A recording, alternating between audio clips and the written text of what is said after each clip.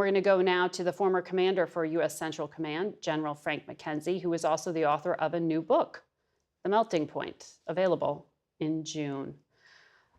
General, welcome back to Face the Nation. Given what you just saw play out in the last 24 hours, I wonder if you think that deterrence has been reestablished. And on the spectrum of options that Iran had before it, how big did it go last night? Well, first of all, good to see you, Margaret. I think this was a big attack by Iran. I think this was as close to a maximum effort as they could generate, and I'll illustrate it in this way. Iran has over 3,000 missiles of various types scattered around the country. They have about 100, probably a little more than that, missiles largely in western Iran that can target Israel. Based on what the Israelis are saying, I believe they fired most of those weapons at Israel. The Israelis obviously were able to intercept most of them. Iran could not replicate last night's attack tonight if they had to. Now, they also used cruise missiles and they used drones to try to present a multi-dimensional problem to the Israelis. It was a maximum effort. Now, the Iranians are going to backtrack and talk about moderation. There was nothing moderate about this attack, and I think John Kirby nailed it precisely when he was talking to you earlier about the nature and scope of the Iranian attack. It was indiscriminate, and it was designed to cause casualties. So we should just consider that as we take a look at it. Now, has deterrence been reset? I think the Israelis performed magnificently with our assistance and the assistance of other nations in the region, including the United Kingdom. And so I think that now the Iranians have to sit back and consider what they considered their most important capability. Their ballistic missiles, their drones, and their cruise missiles have now been employed in a major combat test, and frankly, that test has failed. So I think Israel this morning is now much stronger than they were yesterday, and Iran is relatively weaker than it was yesterday.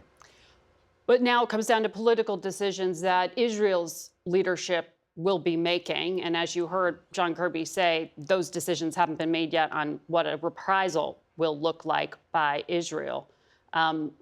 Would you advise, if you were in your former role, Israeli leaders to pull back here? How concerned are you about a regional escalation? So I think one of the opportunities for the victor in a major battle that was just fought that Israel won is the opportunity to use restraint. And I would counsel restraint. There will be voices that will urge the Israelis to take out the Iranian nuclear program, which I think is a false chimera anyway. But I would argue that if you're going to do something, and they may have to do something, I would be precise, I would be short. The fact of the matter is, Israel can name the price they want to exact. The wide gap between Iranian zealotry and enthusiasm and Israeli competence has now been laid bare for all to see. So the Israelis will be able to do what they want, but sometimes when you're in that position, showing some restraint is the best strategic option that you can take. Chairman McCall was here and he said, we see now Iran is not 10 feet tall. It sounds like you're saying Israel can shrug this off. I don't think Israel can shrug it off because I think Israel still needs to be concerned about Lebanese Hezbollah up north in Lebanon. They do have the ability to hurt Israel if they come into the fight.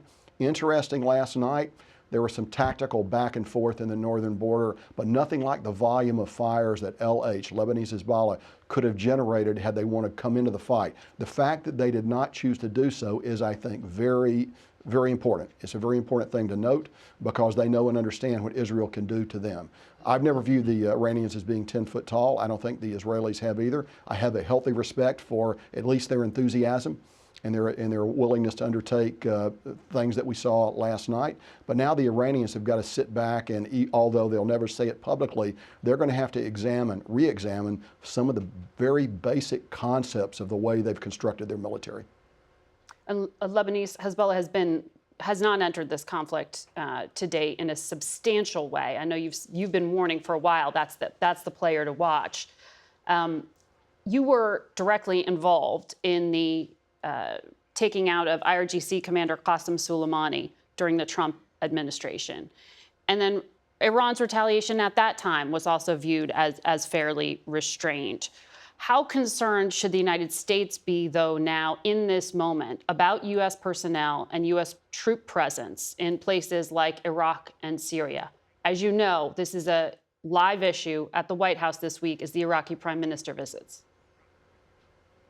Our forces distributed across Iraq and Syria, supporting the armed forces of Iraq in anti-ISIS operations and supporting our SDF partners in eastern Syria, those forces are vulnerable to an Iranian or an Iranian proxy attack. We recognize that.